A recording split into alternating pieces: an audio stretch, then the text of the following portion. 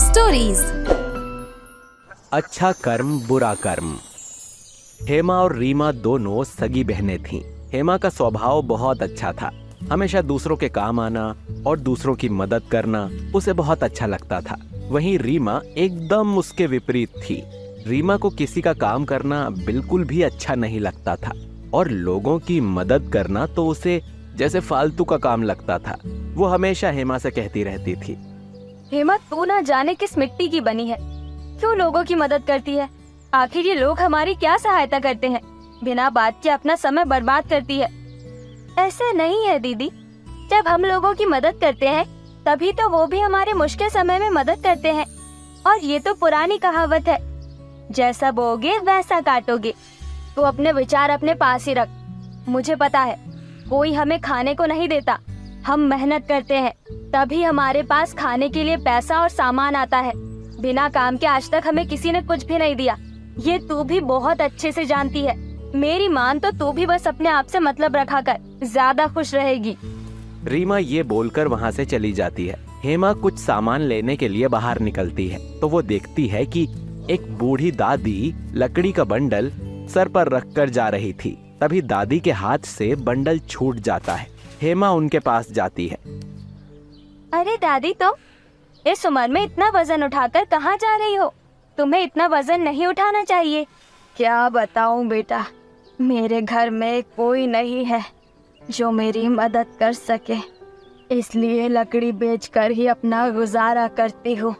लकड़ियाँ कम हो या ज्यादा उठानी तो मुझे ही पड़ेंगी, वरना 2 वक्त का खाना कैसे खाऊंगी। कोई बात नहीं दादी, मैं उन्हें उठा लेती हूँ और आपके घर तक पहुँचा भी देती हूँ, आप चिंता मत करो। हेमा सारी लकड़ियों को उठाकर अपने सिर पर रखती है और दादी के साथ उनके घर की तरफ चलने लगती है। तभी रास्ते में उसे रीमा मिल जाती है।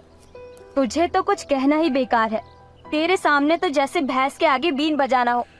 तुझे मेरी बातें बिल्कुल भी समझ नहीं आती। इतनी भारी लकड़ियाँ उठाकर इस बूढ़ी अम्मा के साथ जा रही है। कर जो करना है, मैं तो जा रही हूँ। रीमा मुंह बनाकर वहाँ से चली जाती है। फिर बुढ़िया हेमा को बोलती है, बेटा तुम बहुत अच्छी हो, तुम बिना किसी लालच के मेरी इन लकड़ियों को मेरे घर तक पहुँचा रही हो। भगवान तुम्हें लंबी उम्र और बहुत सारी खुशियाँ दे। थैंक यू दादी।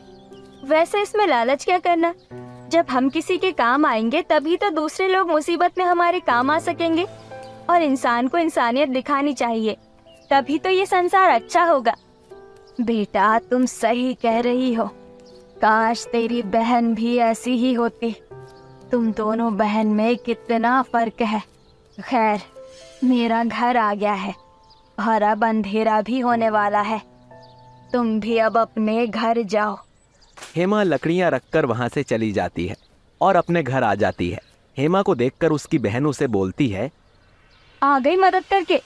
तुझे कितनी बार बोला है दूसरों के फालतू काम मत किया कर, पर तू मेरी सुनती ही नहीं है। दीदी अम्मा अकेली थी और वो लकड़ियाँ कितनी भारी थी, आपने तो देखी ही थी।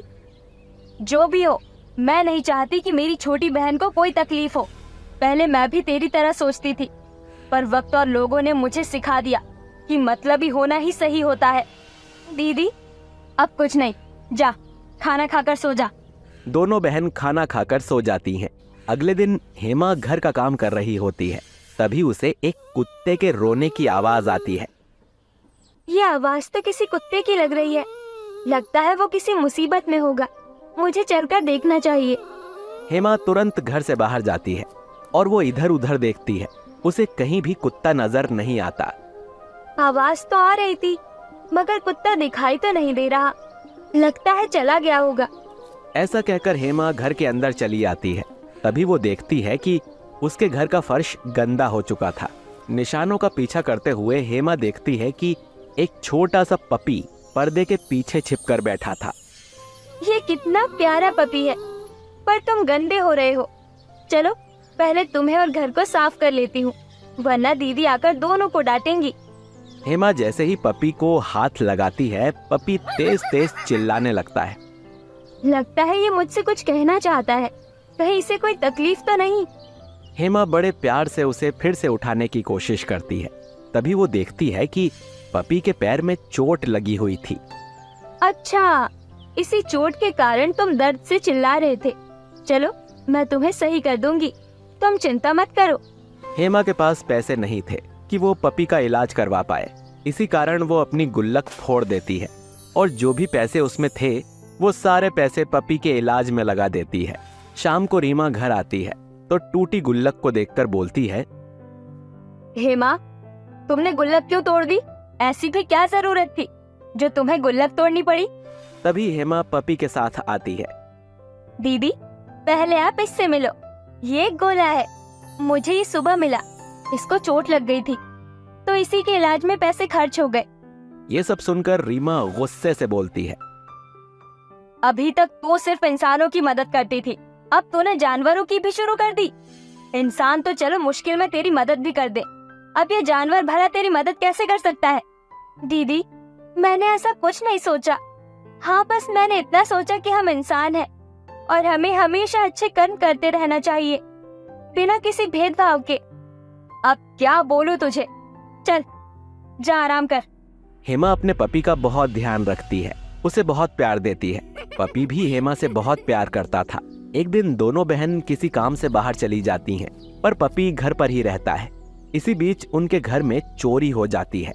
रीमा रात में घर आती है तो गुस्से से बोलती है, हेमा, देख लिया जानवर की मदद करने का नतीजा। इंसान भी आजकल एहसान नहीं मानते। फिर ये क्या हमारा सामान बचाता? इसका घर पर होने का कोई फायदा नहीं हुआ। इसे घर से निकाल दे। वैसे भी चोरी तो हो ही गई, अब ये यहाँ क्या करेगा? दीदी, आप ऐसे मत बोलो। चोरी हो गई, इसमें इस पपी की क्या गलती है? आप गुस्सा मत करो। तू बस ये सब फालतू की बातें करती रहा कर। कुत्ते का फर्ज होता है कि वो घर की रक्षा करे, पर ये कुत्ता तो फालतू है। इसे अब मैं इस घर में बर्दाश्त नहीं करूंगी। रीमा पपी को घर से बाहर निकाल देती है। पपी तब भी कहीं नहीं जाता और हेमा के सूट की चुन्नी खींचने लगता है। लगता है ये कुछ कहना चाहता है। हेमा पपी के पीछे पीछे चलने लगती है। पपी एक खंडहर के पास जाकर गड्ढा खोदने लगता है। कुछ देर बाद उस गड्ढे से सिर्फ हेमा के घर का सामान नहीं मिलता, बल्कि बहुत सारा सोना चांदी मिलता है। हेमा उसे लेकर घर आ जाती है। दीदी देखो, जिसे आप फालतू समझ रही थी, आज उसने न सिर्फ हमारा बल्कि और लोगों का सामान ढूंढवा दिया। इतना सारा सोना देखकर रीमा खुश हो जाती है और बोलती है, वाह हेमा, तेरा कुत्ता तो बड़ा वफादार है। चल, ये सब सामान अब रख लेते हैं। नहीं दीदी, मैं कोई बुरा कर्म नहीं करूंगी, ना आपको करने दूंगी। रीमा हेमा को बहुत समझाती है, मगर हेमा उसकी एक नहीं सुनती और सबका सामान उन्हें वापस कर देती है। अगले दिन हेमा का कुत्ता चोर को भी पकड़वा देता है। तब गांव वाले बोलते हैं, हेमा बेटा, ये सब तेरे अच्छे कर्म के कारण ही हुआ, वरना हम सबको हमारा सामान वापस कभी नहीं मिलता बेटा। सभी गांव वाले खुश होकर अपना सामान अपने घर लेकर चले जाते हैं। उसी रात एक भयानक तूफान आ जाता है। गांव वाले तूफान से डरकर इधर उधर भागने लगते हैं। तूफान बहुत तेज था। तभी हेमा की आंखें खुल जाती हैं और वो रीमा को बोलती है, दीदी उठो, लगता है बाहर तूफान आया है। दीदी उठो। हेमा की आवाज सुनकर रीमा उठ जाती है और दोनों बहन बाहर जाकर देखती हैं। सभी लोग इधर उधर भाग रहे थे। तभी हेमा रीमा से बोलती है, दीदी, हमारे पास जो लोहे की गाड़ी है उसमें हम लोगों का सामान अपनी गाड़ी में रखकर गांव से बाहर ले जाते हैं। ऐसा करने से सब लोगों के सामान को कुछ नहीं होगा। तूफान तेज आने वाला है, तुझे मदद करने की पड़ी है और मैं सोच रही हूँ कि हम इस तूफान से कैसे बचे। अब तो कम से कम अपने बारे में सोच। और हाँ, मैं किसी भी चक्कर में नहीं पड़ूंगी। मैं अपना और तेरा सामान लेकर जा रही हूँ, चल मेरे साथ। नहीं दीदी, मैं यहाँ से कहीं नहीं जाऊंगी। इन गाँव वालों ने हमारी बहुत मदद की है, मैं इन्हें मुश्किल में छोड़कर नहीं जाऊंगी। तू पागल हो गई है क्या? इन सब बातों का समय नहीं है, जल्दी चल। रीमा हेमा को बहुत समझाती है, मगर हेमा उसकी एक नहीं सुनती और तभी गुस्से में रीमा बोलती है, ठीक है, अगर तुझे अब भी इनकी मदद करनी है तो कर, पर मुझे मेरी जिंदगी बहुत प्यारी है, मैं जा रही हूँ। रीमा अपने लोहे की गाड़ी में अपना सामान रखकर बैठ जाती है। तभी वो देखती है कि गांव वाले इधर उधर भाग रहे थे। तभी रीमा बोली, गांव वाले तो अपना सामान छोड़कर इधर उधर भाग रहे हैं, क्यों ना मैं इनका कीमती सामान उठाकर अपनी बैलगाड़ी में रख लूं और इसे यहाँ से लेकर चलती बनूं। रीमा ऐसा ही करती है। वो लोगों का कीमती सामान अपनी लोहे की बैलगाड़ी में रखकर चलने लगती है। वहीं हेमा लोगों की मदद कर रही थी। एक बच्चा अपने परिवार से अलग हो गया था। वो तेज तेज रोने लगता है। बेटा क्या हुआ, क्यों रो रहे हो? दीदी मुझे मेरी मम्मी के पास जाना है, वो लोग मुझे कहीं दिखाई नहीं दे रहे। तुम चिंता मत करो, मैं तुम्हें तुम्हारी मम्मी के पास लेकर चलती हूँ। हेमा बच्चे को अपने कंधे पर बैठा लेती है और तेज हवा और तूफान से बचती हुई बच्चे को उसके परिवार के पास लेकर पहुंच जाती है। हेमा तुम्हारा बहुत बहुत शुक्रिया, तुमने मेरे बच्चे को सही सलामत मुझ तक पहुंचा दिया। कोई बात नहीं भाभी, ये तो मेरा फर्ज था। थोड़ी देर में तूफान शांत हो जाता है तो गांव वाले देखते हैं कि उनके घर का कीमती सामान और रीमा भी वहां से गायब है। ये हरकत जरूर रीमा की ही है, वो ही हमारा सामान लेकर भागी होगी। एक ये हेमा है जो सबकी मदद करती है, अच्छे काम करती है, और दूसरी वो निर्दयी लड़की जो मदद करने के बजाय मौके का फायदा उठाकर दूसरों का सामान लेकर भाग गई। उसे उसके बुरे कर्मों की सजा जरूर मिलेगी। गांव वाले हेमा को उसकी बहन के बुरे कर्मों के बारे में कुछ नहीं बोलते। कुछ समय बाद रीमा वापस लौट आती है और गांव वाले उसे रखने के लिए मना कर देते हैं। रीमा अब तुम गांव में नहीं रह सकती। तुमने आज तक जो बुरे कर्म किए हैं वो तो हम भुला नहीं सकते, और मुसीबत आने पर तुम गांव छोड़कर भाग गई और साथ में हमारा सामान भी लेकर चली गई। तुम लोग मुझे गांव से निकालने वाले कौन होते हो? यहाँ मेरा घर है और मैं जब चाहूँ मेरे घर आ सकती हूँ। देखो भाइयों, इसकी कितनी हिम्मत है, बुरे कर्म भी करती है और सामना करने की हिम्मत भी रखती है, पर अब ये यहाँ नहीं रहेगी। गांव वाले रीमा को गांव से बाहर निकाल रहे थे, तभी वहाँ हेमा आ जाती है। मैं मेरी दीदी की तरफ से आप सबसे माफी मांगती हूँ। प्लीज, अगर मैंने आप में से किसी की भी कभी भी कोई मदद दिल से की है तो मेरी दीदी को यहाँ रहने दे। हेमा, आज तुम्हारे अच्छे कर्मों की वजह से तुम्हारी इस बुरे कर्म वाली बहन को हम गांव में रहने की इजाजत देते हैं, वरना इसके कर्म तो माफी के लायक भी नहीं है। हेमा की बात मानकर उसे गांव वाले वहां पर रहने देते हैं। फिर एक दिन हेमा किसी काम से जा रही थी, तभी वहां एक सांड आ जाता है और वो उसे मारने के लिए दौड़ता है। तभी गांव वाले तेज चिल्लाते हैं, अरे बेटा हेमा, भागो भागो, तुम्हारी तरफ सांड आ रहा है, ये तुम्हें मार देगा। हेमा सांड से बचकर भागती है और गांव के 2-4 लोग हेमा की मदद करते हैं और सांड को वहां से भगा देते हैं। सांड गुस्से में भाग जाता है, लेकिन तभी रीमा सामने से लाल कपड़े पहनकर आ रही थी। उसे देखकर सांड और भी ज्यादा गुस्सा हो जाता है और रीमा के पीछे भागने लगता है। रीमा बहुत चिल्लाती है, बचाओ बचाओ, कोई मेरी मदद करो। लेकिन कोई भी गांव वाला उसकी मदद के लिए नहीं आता। सांड रीमा को बहुत तेज टक्कर मारता है और वो बहुत दूर जाकर गिरती है। सांड दोबारा उसकी तरफ जब बढ़ता है तब हेमा बीच में आ जाती है।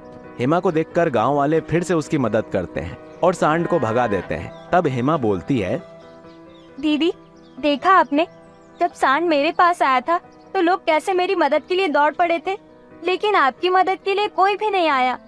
इसलिए मैं आपको समझाती थी कि लोगों की सहायता किया करो, अच्छे कर्म किया करो, तभी वो हमारी सहायता करेंगे। हाँ बहन, तुम सही कह रही हो, मुझे आज सब कुछ समझ आ गया है। अब से मैं भी लोगों की मदद किया करूंगी और अच्छे कर्म करूंगी। फिर दोनों बहनें मिलकर अच्छे कर्म करने लगी और खुशी खुशी गांव वालों की मदद करने लगी। साथ ही गांव वाले भी दोनों के अच्छे कर्म को देखकर हमेशा उनकी भी मदद करते थे। तो दोस्तों, हमें इस कहानी से अच्छे कर्म करने की प्रेरणा मिलती है और साथ ही ये भी सीखने को मिलता है कि अगर कोई बुरे कर्म करता है तो हमें उसे भी अच्छे कर्म करने के लिए बोलना चाहिए, उनका मार्गदर्शन करना चाहिए कि अच्छे कर्म करें, जितनी हो सके उतनी लोगों की मदद करें। सिर्फ इंसान ही नहीं, हर जीव जंतु की मदद करें। आपको हमारी कहानी कैसी लगी हमें कमेंट करके जरूर बताएं। और साथ में अपने सभी दोस्तों को भी ये लिंक शेयर कर दीजिए ताकि वो भी इस कहानी से कुछ अच्छा सीख सकें। और हाँ, जिन्होंने अब तक हमारे टैब स्टोरीज चैनल को सब्सक्राइब नहीं किया है वो जल्दी से सब्सक्राइब कर लीजिए और बेल आइकन दबा के नोटिफिकेशन भी ऑन कर लीजिए ताकि हमारी अगली नई कहानी आपको सबसे पहले मिले।